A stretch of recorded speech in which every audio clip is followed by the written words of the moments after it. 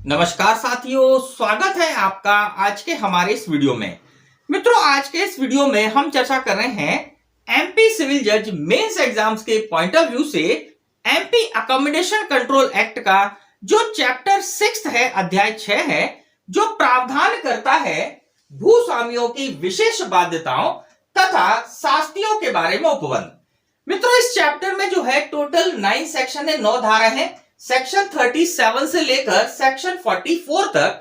और इस चैप्टर से जो है अभी तक कुल 3 क्वेश्चन बने हैं, 3 क्वेश्चंस बने हैं। और इस चैप्टर में जो है ऐसे कई सारे टॉपिक्स अभी बाकी हैं जिनसे क्वेश्चन नहीं बने हैं। जैसे कि हम बात करें कि आपात की अवधि के दौरान किराएदारी के संबंध में प्रावधान, जो कि बहुत इंपॉर्टेंट है इस बार, क्योंकि देखिए कोविड का टाइम पीरियड चल रहा है और एक तरह से लॉकडाउन लगा हुआ है, एक तरह से आपात की स्थिति है। तो हो सकता है एग्जामिनर जो है आपात की स्थिति के दौरान वाले प्रोविजंस आपसे पूछ ले। और भी कई प्रोविजंस हैं जहां से अभी तक क्वेश्चन नहीं बना है, लेकिन क्वेश्चन बन सकता है। तो मित्रों, आज के इस वीडियो लेक्चर में हम जो है 2 तरह से इस चैप्टर का अध्ययन करेंगे। पहले तो हम देखेंगे उन क्वेश्चंस को जो कि अभी तक बन चुके हैं, और फिर उसके बाद हम देखेंगे वो क्वेश्चन जो नहीं बने हैं लेकिन जिनके बनने की संभावना है। उन टॉपिक्स पर चर्चा करेंगे जो कि इंपॉर्टेंट टॉपिक है इस चैप्टर से। तो मित्रों, शुरू करते हैं आज का यह interesting and knowledgeable video lecture. मित्रों, चैप्टर 6 से सबसे पहले हम उन क्वेश्चंस को देख रहे हैं जो कि एमपी सिविल जज मेंस एग्जाम्स की पूर्व परीक्षाओं में पूछे जा चुके हैं।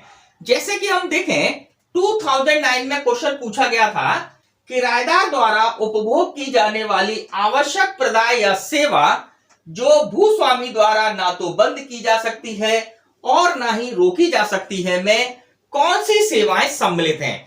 अब मित्रों, यहां पर 2009 में जो क्वेश्चन पूछा गया वह 4 पार्ट में था, ABCD करके।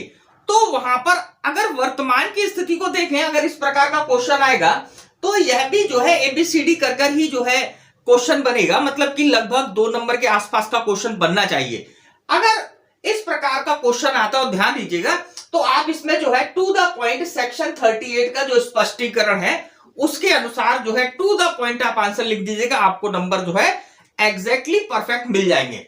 लेकिन अगर यह क्वेश्चन 4 नंबर में आ जाए, क्वेश्चन ऐसा की ऐसा हो, तो यहां पर आपको क्या करना है, यहां पर आपको सेक्शन 38 का जो स्पष्टीकरण है वो तो आपको लिखना ही लिखना है।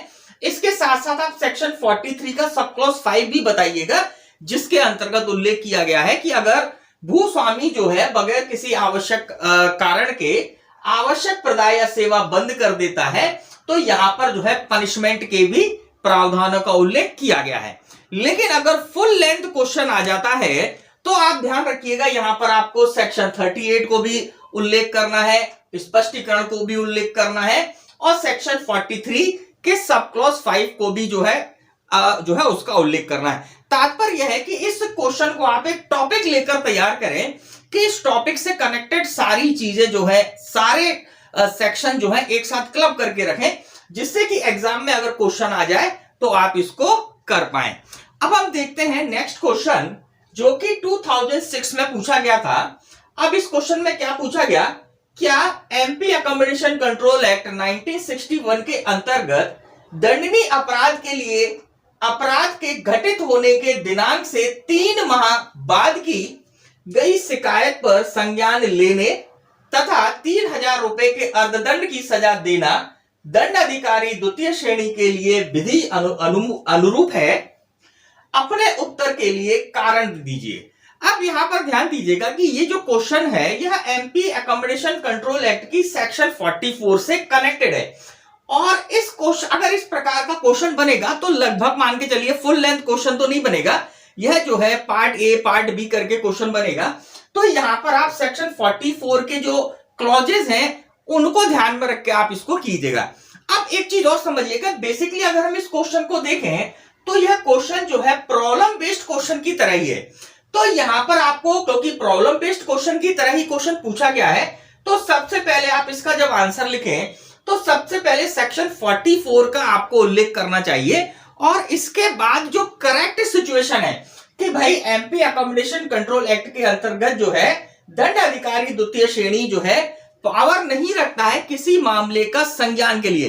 क्योंकि जब हम सेक्शन 44 देखते हैं तो वहां पर जुडिशियल मजिस्ट्रेट फर्स्ट क्लास को जो है पावर दिए गए हैं कि वह जो है मामलों का संज्ञान ले सकता है। तो सबसे पहले सेक्शन 44 का उल्लेख करें और उसके बाद जो है ये इस क्वेश्चन का एग्जैक्ट सॉल्यूशन आप दीजिएगा। तो इस प्रकार से आप इस क्वेश्चन को कर सकते हैं। फुल लेंथ क्वेश्चन इस नेचर का नहीं आएगा, लेकिन अगर हम कहें कि ए बी पार्ट कर कर क्वेश्चन पूछा जा सकता है, रिपीट हो सकता है, तो आप तैयार कीजिएगा। 2006 में क्वेश्चन पूछा गया था पार्ट्स में। मित्रों नेक्स्ट क्वेश्चन हम देखें जो कि 2006 और 2012 के एग्जाम में पूछा गया क्वेश्चन है और कमिंग एग्जाम के लिए जो अभी 2019 का जो मेंस एग्जाम होगा, इस एग्जाम के लिए भी जो है टॉप मोस्ट इंपॉर्टेंट क्वेश्चंस की कैटेगरी में आता है। तो क्वेश्चन क्या पूछा गया, सबसे पहले वह देखते हैं।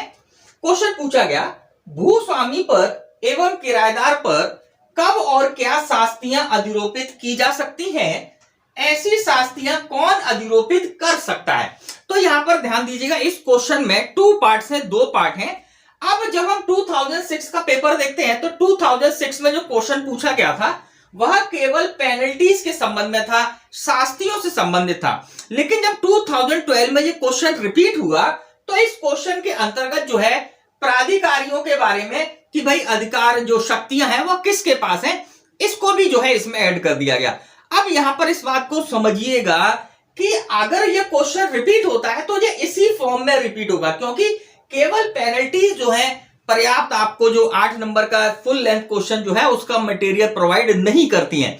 तो ऐसी स्थिति में एग्जामिनर क्या करेगा, एग्जामिनर जो है इसी फॉर्म में जो है इसके 2 पार्ट्स में क्वेश्चन बनाएगा। तो आपको दोनों पार्ट्स को कंबाइन कर ही आपको तैयार करना है। पहली बात आप ये ध्यान रखिए। अब इसको लिखेंगे कैसे, तो बात समझिएगा। सबसे पहले इंट्रोडक्शन लिखा जाएगा कि मध्य प्रदेश स्थान नियंत्रण अधिनियम एक सामाजिक अधिनियम है तथा इसके अंतर्गत जो है किराएदार एवं भूस्वामियों के हितों की रक्षा की गई है तथा कुछ ऐसे प्रावधानों का उल्लेख भी किया गया है जहां पर कि भूमि स्वामी एवं किराएदारों के ऊपर कुछ बाध्यताएं अधिरोपित की गई हैं। अगर इन बाध्यताओं का उल्लंघन किया जाता है किराएदार या भूमि स्वामी द्वारा तो ऐसी स्थिति में सेक्शन 43 के अंतर्गत पेनल्टीज के संबंध में प्रावधान किए गए हैं। तो यहां पर आप सेक्शन 43 का उल्लेख कीजिएगा। जब सेक्शन 43 के पॉइंट सारे पूरे हो जाएं तो फिर इसके बाद आप इस क्वेश्चन के सेकंड पार्ट पे आइएगा कि भाई शास्तियां कौन अधिरोपित कर सकता है, जो कि सेक्शन 44 में उल्लेखित किया गया है। तो उसका आप पूरा उल्लेख कीजिएगा और इसके बाद आप कंक्लूजन में निष्कर्ष रूप लिखिएगा। इस प्रकार उपरोक्त प्रावधान जो है किराएदार एवं मकान मालिकों के बीच में एक व्यवस्था बनाने के लिए, दंडात्मक व्यवस्था के लिए प्रावधान किए गए हैं। तो इस प्रकार से आप इस क्वेश्चन को तैयार कीजिएगा। टॉप मोस्ट इंपॉर्टेंट क्वेश्चंस की कैटेगरी में यह क्वेश्चन शामिल है। अब हम देखते हैं कुछ ऐसे क्वेश्चंस जो कि अभी तक इस चैप्टर से नहीं बने हैं, लेकिन इस बार की परीक्षा के लिए यह क्वेश्चन जो अभी हम आपको बताने जा रहे हैं, यह question top most important questions हैं और हो सकता है इन क्वेश्चन से जो है एग्जाम में क्वेश्चन पूछे जाए। मित्रों, एमपी अकोमोडेशन कंट्रोल एक्ट के चैप्टर 6 के अंतर्गत अब हम उन क्वेश्चंस को देख रहे हैं जो कि अभी एग्जाम में, एमपी सीजे के एग्जाम में अभी तक नहीं बने हैं, लेकिन जिनके बनने की संभावना है। तो हम जो है एक एक करके उन क्वेश्चंस को देखेंगे। आप जो है इन क्वेश्चंस को अच्छे से तैयार कीजिएगा। पॉसिबिलिटी है कि एग्जाम में जो है यहां से भी क्वेश्चन पूछे जाएं। तो देखते हैं, सबसे पहले हम देखें आपात के दौरान स्थान के लिए विशेष उपबंध बतलाइए।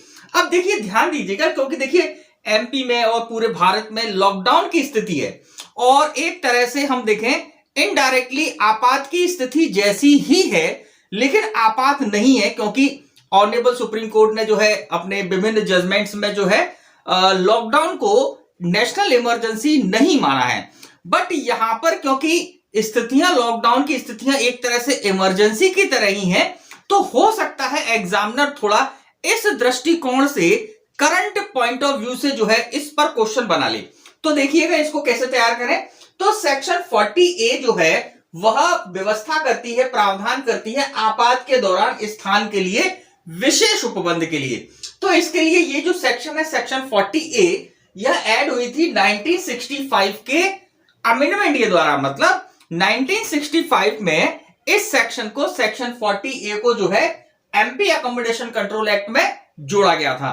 तो आप जो है इस सेक्शन को अच्छे से तैयार कीजिएगा और इस सेक्शन के अकॉर्डिंग जो है क्वेश्चंस आ सकते हैं। यहां पर हमने जनरली फ्रेम कर दिया एक क्वेश्चन, लेकिन जरूरी नहीं है कि इसी टर्म्स में जो है आपसे पूछा जाए, जो है किसी भी तरह से एग्जामिनर जो है इसको पूछ सकता है, तो ध्यान रखिएगा। अब अगला क्वेश्चन हम देखें, अभिधारी के प्रति भूस्वामी के विशेष कर्तव्यों का वर्णन कीजिए।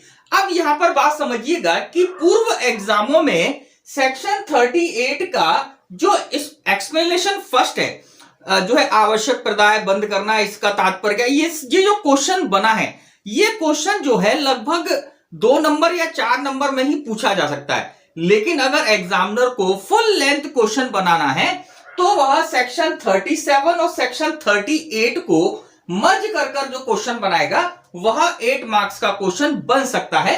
तो इस दृष्टि से देखें हम, तो इस टॉपिक को आप इस तरह से तैयार कीजिएगा। क्वेश्चन देखिएगा, अभिधारी के प्रति भूस्वामी के विशेष कर्तव्यों का वर्णन कीजिए।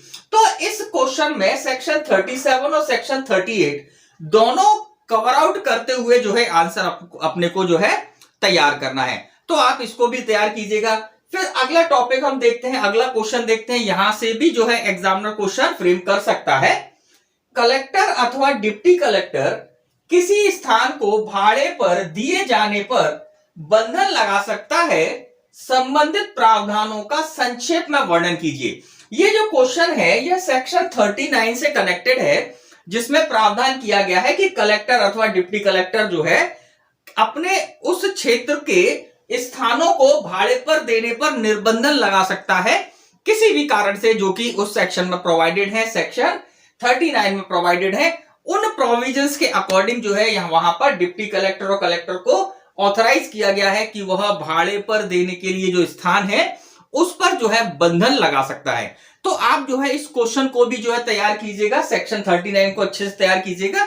तो इस प्रकार से हम देखें, ये 3 क्वेश्चन और जो है इस चैप्टर से निकल कर आते हैं। अगर इसके अलावा भी अगर आपको कुछ ऐसा लगता है कि जो एग्जामिनर जो है जिस पर क्वेश्चन बना सकता है और हमने अपने इस लेक्चर में कवर नहीं किया है, तो आप जो है कमेंट बॉक्स में जरूर डालें, जिससे कि हम उस टॉपिक पर भी जो है चर्चा कर पाए, उससे संबंधित भी आपको कुछ इंपॉर्टेंट बातें बता पाए। तो आप कमेंट बॉक्स में जरूर हमें बताइएगा। मित्रों, इसी के साथ आज का यह वीडियो लेक्चर हम यहीं पर समाप्त करते हैं। हमने इस वीडियो लेक्चर में बहुत हद तक कोशिश की है कि एग्जामिनर के माइंड को समझते हुए उन क्वेश्चंस को हम कैसे तैयार करें जो कि एग्जाम के लिए इंपॉर्टेंट है। तो आप जो है इन क्वेश्चंस का अच्छे से अध्ययन कीजिएगा, अच्छे से इनको फ्रेम कीजिएगा, जिससे कि एग्जाम में अगर ये क्वेश्चन आ जाए तो आप जो है उनको परफेक्टली अच्छे से कर पाए और अच्छे से मार्क्स ले पाए। तो मित्रों, अगर आपको हमारा ये वीडियो अच्छा लगा हो तो लाइक जरूर कीजिएगा। अगर आपके कोई प्रश्न है, कुछ आप जानना चाहते हैं, कुछ और आपके अंदर कुछ डाउट्स हैं, तो आप जो है कमेंट बॉक्स में कमेंट कर कर जो है हमसे उन क्वेश्चंस को पूछ सकते हैं। हम जो है उसका रिप्लाई जरूर करेंगे। और अगर आप हमारे इस चैनल पर नए हैं तो आप सब्सक्राइब जरूर कर लीजिएगा और इसी के साथ साथ बेल आइकॉन बटन को भी हिट कर दें, जिससे कि जैसे ही हमारे न्यू वीडियोस अपलोड हो तो आपको उसकी जानकारी जरूर मिल जाए। तो मित्रों, होती है मुलाकात आपसे हमारे नेक्स्ट वीडियो लेक्चर में। नमस्कार, जय हिंद, जय भारत।